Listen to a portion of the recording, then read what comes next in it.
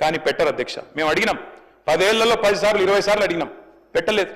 ఈసారి కూడా మరి మీరు వచ్చిన తర్వాత కూడా మీరు కూడా కలిసినా వారు సహకరిస్తలేరు అధ్యక్ష. ఇక్కడ బయ్యారం గురించి ఒక మాట చెప్పాలి అధ్యక్ష. ఒక కేంద్ర మంత్రి గారు మాట్లాడతారు అధ్యక్ష, నేను వారి పేరు తీసుకొని బాగుండదు, మాట్లాడుకుంటూ అంటారు ఆయన బయ్యారంలో అక్కడ ఐరన్ ఓర్ క్వాలిటీ లేదు పెట్టలేమంటారు అధ్యక్ష. ఎగ్జాక్ట్గా బయ్యారం నుంచి 160 కిలోమీటర్ల దూరంలో ఛత్తీస్గఢ్లోని బైలదిల్లా గన్లు ఉన్నాయి అధ్యక్ష, ఇనుము గన్లు ఉన్నాయి. ఇవాళ బైలదిల్లాలోని ఇనుము గన్ల నుంచి 550 కిలోమీటర్ల దూరం అవతల ఉండే వైజాగ్ స్టీల్ ప్లాంట్కి అక్కడికి వెళ్ళి ఇనుము పోతుంది సార్. అట్లే ఈరోజు నేషనల్ హైవే వేస్తున్నారు, అక్కడ నుంచి ముంద్రా పోర్టు తీసుకుపోతారట గుజరాత్కి, 1800 కిలోమీటర్ల అవతలకి, ఏది బయలుదిల్లాకి వెళ్ళి తీసుకుపోతారట. కానీ 180 కిలోమీటర్ల యువతలు ఉన్న 160 కిలోమీటర్ల దగ్గరలో ఉన్న బయ్యారంలో మాత్రం స్టీల్ ప్లాంట్ పెట్టడానికి ఇనుము మంచిగా లేదు, అక్కడ క్వాలిటీ లేదు అని మాట్లాడతారు అధ్యక్ష. మరి దీన్ని అడగొద్దా? మనం ప్రపోజ్ పెట్టినాం, గతంలో ప్రపోజల్ పెట్టినాం, శ్రీధర్ బాబు గారు కూడా తెలవాలేదు. స్లరీ పైప్ లైన్ వేసుకుందాం, కావాలంటే రైల్వే లైన్ వేద్దాం, మేము సగం పెడతాం రాష్ట్ర ప్రభుత్వం నుంచి, మీరు సగం పెట్టండి, కానీ స్టీల్ ప్లాంట్ అయితే పెట్టండి, గిరిజన బిడ్డలు ఉండే ప్రాంతం అని చెప్పి కూడా మేము అడిగాం, కానీ పెట్టలేదు. దాని గురించి మాట్లాడొద్దా అధ్యక్ష? ITIR యూపీఏ ప్రభుత్వం ఉన్నప్పుడు ఇచ్చారు, వీళ్ళు రాగానే రద్దు చేశారు, అడగొద్దా? ITIR టార్గెట్లు మనం దాటినాం ఆల్రెడీ. శ్రీధర్ బాబు గారు 2041లో ఏ టార్గెట్స్ అయితే ITIRలో రీచ్ అవ్వాలనుకున్నామో మనం 2022లోనే రీచ్ అయిపోయినాం, దాటినాం. దట్ ఈస్ తెలంగాణ, సొంతంగానే సాధించుకున్నాం. కానీ అడగాలి కదా, అడగకపోతే అమ్మ కూడా పెట్టదు కదా. కేంద్ర ప్రభుత్వం 48,21,000 కోట్ల బడ్జెట్ పెడితే అందులో మనకు ఒక్క ప్రత్యేక పథకం రాకపోతే, మనకు శటగోపం పెడితే, మాట్లాడకపోతే ఎట్లా అధ్యక్ష? ఒక్కటంటే ఒక్క ఇండస్ట్రియల్ కారిడార్ ఇవ్వలే. హైదరాబాద్ నాగ్పూర్ కానీ, హైదరాబాద్ బాంబే కానీ, హైదరాబాద్ బెంగళూరు కానీ, హైదరాబాద్ చెన్నై కానీ, హైదరాబాద్ విజయవాడ కానీ ఒకటి రాలే. భారతదేశానికి స్వాతంత్రం వచ్చిన తర్వాత మొదటిసారి అధ్యక్ష చేనేత మీద GST వేసిన ప్రభుత్వం కేంద్ర ప్రభుత్వం. మరి అడగొద్దాం మనం చేనేతల గురించి? ఒక్క మెగా పవర్ లూమ్ క్లస్టర్ ఇవ్వలేదు. కేంద్ర మంత్రి ఉన్నారు ఇవాళ మా కరీంనగర్ పార్లమెంట్ నుంచి, కానీ సిరిసిల్ల లాంటి పవర్ లూమ్ క్లస్టర్కి ఒకటి ఇవ్వమని చెప్పి 10 ఏళ్ల నుంచి అడిగినా ఇప్పటివరకు కూడా కనీసం కన్సిడర్ చేయట్లేదు అధ్యక్ష. అట్లే కొత్త హ్యాండ్లూమ్ క్లస్టర్లు రావు. ఇన్స్టిట్యూట్స్ అధ్యక్ష, కొత్త ఎడ్యుకేషన్ ఇన్స్టిట్యూట్స్, మా సబితా గారు విద్యాశాఖ మంత్రిగా ఉన్నప్పుడు ఒక్కసారి కాదు 20 సార్లు పోయాం అధ్యక్ష. ఒక IIM ఇవ్వండి, ఇండియన్ ఇన్స్టిట్యూట్ ఆఫ్ మేనేజ్మెంట్, ఒక నేషనల్ ఇన్స్టిట్యూట్ ఆఫ్ డిజైన్ ఆనాడు ఉమ్మడి ఆంధ్రప్రదేశ్లో ఉండేది, అది పోయింది, మాకు ఇవ్వండి అని అడిగినాం. ఐసర్ ఇవ్వమని అడిగాం. అదే మాదిరిగా IIIT ఇవ్వండి, కరీంనగర్లో ఆల్మోస్ట్ అయిపోయిండే, ఇవ్వమని అడిగినాం, కానీ ఒక్కటి కూడా శాంక్షన్ చేయలే. ఉన్నత విద్యా స్థానాలు, ఉన్నత విద్యా కేంద్రాలు కాదు అధ్యక్ష, చివరికి కొత్త జిల్లాలు పెట్టుకుంటే చట్టం ప్రకారం నవోదయ పాఠశాలలు ఇవ్వాలి, అది కూడా ఇవ్వలేదు అధ్యక్ష. ఒక్క మెడికల్ కాలేజ్, భారతదేశంలో 157 మెడికల్ కాలేజీలు మంజూరు చేస్తే తెలంగాణకు మాత్రం ఒక్క మెడికల్ కాలేజ్ కూడా ఇవ్వలేదు. మరి ఇవన్నీ అడగొద్దా అధ్యక్ష? అది మాత్రమే కాదు అధ్యక్ష, ఒక్క సైనిక్ స్కూల్ కూడా ఇప్పటివరకు ఏర్పాటు చేయలేదు అధ్యక్ష. ఒకవైపేమో మరి మన పన్నులు తీసుకుంటారు, ఇంకోవైపేమో వచ్చి మనని ఈ రకంగా అవమానించే పరిస్థితి. మెహర్బానీ చేసినట్టు మళ్ళీ మీదికెళ్ళి వచ్చి హమ్ ఏ దియే ఓ దియే అంటే అడగకపోతే ఎట్లా అధ్యక్ష? అధ్యక్ష నేను ఒక మాట, ఈ కేంద్ర బడ్జెట్ చూసిన తర్వాత ఒకటి అనిపించింది అధ్యక్ష. వైజాగ్ స్టీల్ ప్లాంట్ కోసం, వైజాగ్ స్టీల్ ప్లాంట్ని తిరిగి మరి దాన్ని ఒక ప్రేరణ ఇవ్వడానికి, ఒక ఉద్దీపన ఇవ్వడానికి, ఒక ఫైనాన్షియల్ స్టిమ్యులస్ ఇవ్వడానికి 11,500 కోట్ల రూపాయల ప్యాకేజ్ పెట్టారు అధ్యక్ష. సంతోషం. వైజాగ్ స్టీల్ ప్లాంట్ విషయంలో మాకేం అభ్యంతరం లేదు అధ్యక్ష, వారు మన సోదరులే, తప్పకుండా వారు కూడా బాగుండాలని కోరుకుంటాం. స్టీల్ ప్లాంట్ వాళ్ళు సమ్మె చేస్తున్నప్పుడు కూడా మేము కూడా అడిగినాం, తప్పకుండా వారికి సహకరించని అడిగినాం. విశాఖ ఉక్కును అమ్మొద్దన్నాం, ప్రైవేటైజ్ చేయొద్దన్నాం, కానీ వారికేమో 11,500 కోట్ల ప్యాకేజ్ ఇచ్చారు అధ్యక్ష. సంతోషం, ఇబ్బంది ఏం లేదు. అదే మరి ఆదిలాబాద్లో అమిత్ షా గారు స్వయంగా వచ్చి చెప్పారు అధ్యక్ష. అమిత్ షా గారు ఎన్నికల ప్రచారంలో చెప్పారు, CCIని తిరిగి తెరిపిస్తాం, సిమెంట్ కార్పొరేషన్ ఆఫ్ ఇండియా. మరి దానికి ₹1 పెట్టకపోతే అడగొద్దా అధ్యక్ష? ఆదిలాబాద్లో CCIనేమో తుక్కు కింద అమ్మేస్తారంట, బయ్యారం ఉక్కు మాత్రం ఉక్కు కాదంట. కానీ వైజాగ్లో ఈరోజు వాళ్లకు అక్కడ పార్లమెంట్ సీట్ల మీద ఆధారపడి ఉన్నారు కాబట్టి అక్కడ మాత్రం 11,500 కోట్లు ఇస్తే దాని గురించి మనం మాట్లాడకపోతే మన బడ్జెట్లో తప్పు అవుతుంది కదా అధ్యక్ష. అధ్యక్ష సింగరేణి స్వయంగా డిప్యూటీ సీఎం గారే చూస్తున్నారు ఇప్పుడు, ఎనర్జీ డిపార్ట్మెంట్. సింగరేణి అధ్యక్ష మనం అడిగినాం, గతంలో కేసీఆర్ గారి ప్రభుత్వం అడిగింది, మీరు దయచేసి నామినేషన్ మీద బొగ్గు గనులు ఇవ్వండి సింగరేణికి, ఎట్లా అయితే మీరు గుజరాత్ మినరల్ డెవలప్మెంట్ కార్పొరేషన్కి ఇచ్చినారో నామినేషన్ మీద అట్లే మాకు కూడా ఇవ్వండి అని అడిగినాం. కానీ ఇవ్వరు అధ్యక్ష. గుజరాత్కు ఒక న్యాయం, తెలంగాణకు ఇంకో న్యాయం అన్నట్టుగా ఇవ్వడం లేదు అధ్యక్ష. చివరికి అధ్యక్ష మనం కనుక పట్టించుకోకపోతే సరే, మనం సింగరేణిలో 51% మనం, 49 వాళ్ళు, కానీ భవిష్యత్తులో డిజిన్వెస్ట్మెంట్ ప్రపోజల్ పెట్టినా ఆశ్చర్యం లేదు అధ్యక్ష. అదే మాదిరిగా అధ్యక్ష నీతి ఆయోగ్ సిఫారసు చేసింది మిషన్ కాకతీయ మిషన్ భగీరథ మంచి పథకాలు 24,000 కోట్లు కేటాయించండి అని కేంద్ర ప్రభుత్వానికి సిఫారసు చేస్తే 24 పైసలు ఇయ్యలేదు అధ్యక్ష.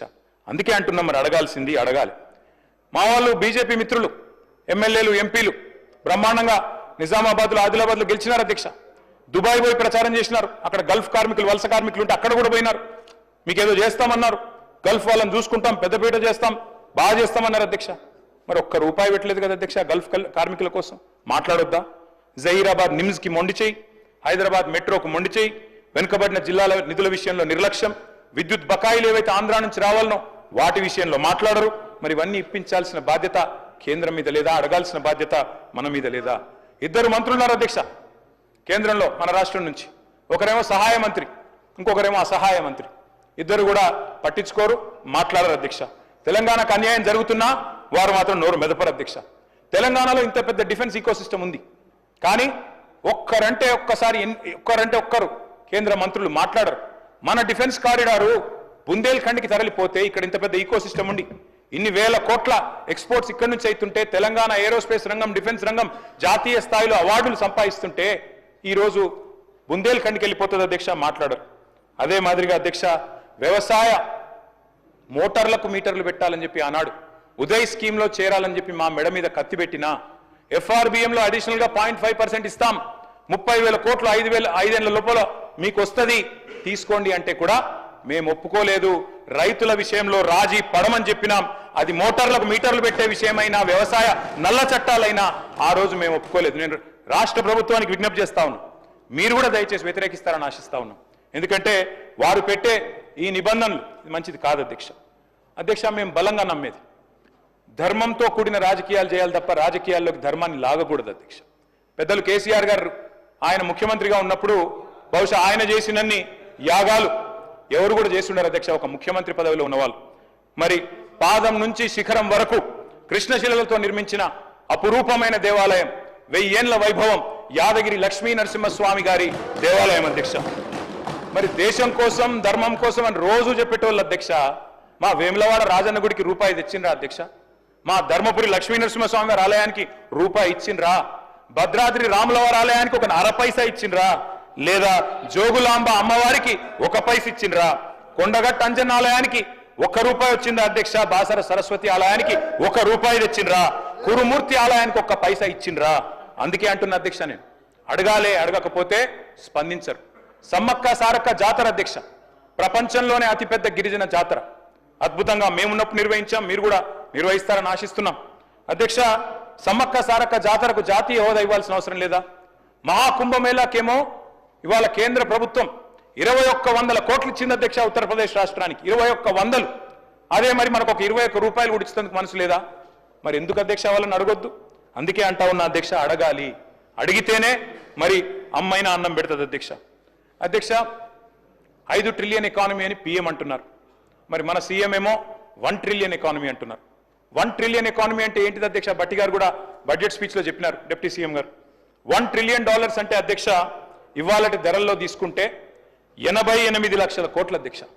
ఇవాళ మన అసెంబ్లీ అంటున్నా, మన్నించాలి, మన రాష్ట్రం యొక్క జిఎస్డిపి సైజ్ చూసుకుంటే మనం ప్రస్తుతం 16 లక్షల కోట్ల కాడున్నాం. గ్రోత్ రేట్ చెప్పారు, జిఎస్డిపి గ్రోత్ రేట్ 10.1% అని చెప్పారు బడ్జెట్ స్పీచ్లో. మరి అదే రేటు ఉంటుంది అనుకుంటే అధ్యక్ష, మరి ప్రస్తుత ధరల ప్రకారం అయితే 17 ఏళ్ళు, కానీ స్థిర ధరల ప్రకారం అయితే 35 ఏళ్ళు పడుతుంది అధ్యక్ష.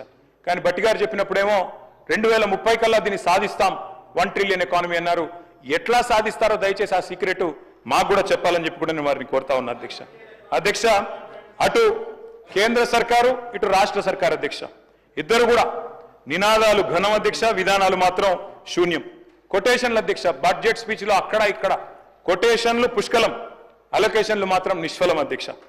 ఇక మన దగ్గర చెప్తారు అధ్యక్ష, బడే బాయ్తో మాషాల్లా అంటే ఛోటే బాయ్ సుబాన్ అల్లా అన్నట్టుంది అధ్యక్ష మన పరిస్థితి ఈరోజు. 2 బడ్జెట్లు చూస్తే పిఎం ఏమో 2 కోట్ల ఉద్యోగాలు అన్నారు, సీఎం ఏమో 2 లక్షల ఉద్యోగాలు అన్నారు. ఇద్దరు ఇయ్యలే అధ్యక్ష. పిఎం ఏమో 2022 నాటికి అందరికి ఇల్లు ఇస్తానన్నాడు అధ్యక్ష. సీఎం ఏమో పోయిన బడ్జెట్లో చెప్పింది అధ్యక్ష, జూన్లో 4.5 లక్షల ఇండ్లు ఇస్తామన్నారు అధ్యక్ష. అందులో మా దళిత సోదరులకు, గిరిజన సోదరులకు 5 లక్షలు కాదు 6 లక్షలు ఇస్తామన్నారు అధ్యక్ష.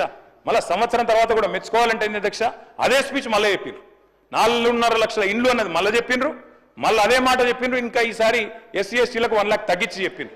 నేను డిప్యూటీ సీఎం గారిని కోరుతా ఉన్నా అధ్యక్ష, 1 లక్ష ఏదైతే తగ్గించారో దయచేసి నేను డిప్యూటీ సీఎం గారిని అడుగుతా ఉన్నా, మీరు పెద్దలు మల్లికార్జున్ ఖార్గే గారిని ఇక్కడికి ఆహ్వానించి చేవెళ్ల ఎస్సీ ఎస్టీ డిక్లరేషన్లో భాగంగా మీరు చెప్పిందే అది, ఎస్సీ ఎస్టీలకు గృహ నిర్మాణానికి ఇందిరమ్మ ఇంటికి 1 లక్ష ఎక్కువ ఇస్తామని చెప్పారు. దయచేసి రీఅప్రోప్రియేట్ చేయండి. ఖచ్చితంగా 6 లక్షలు అని మీరు ఇచ్చిన మాటను నిలబెట్టుకోవాలని చెప్పి మా పార్టీ తరఫున అడుగుతా ఉన్నా అధ్యక్ష. అధ్యక్ష, పీఎం వైబ్రెంట్ గుజరాత్ అన్నారు, సీఎం రైజింగ్ తెలంగాణ అంటున్నారు. పీఎం 125 లక్షల కోట్లు అప్పు చేసిండ్రు, సీఎం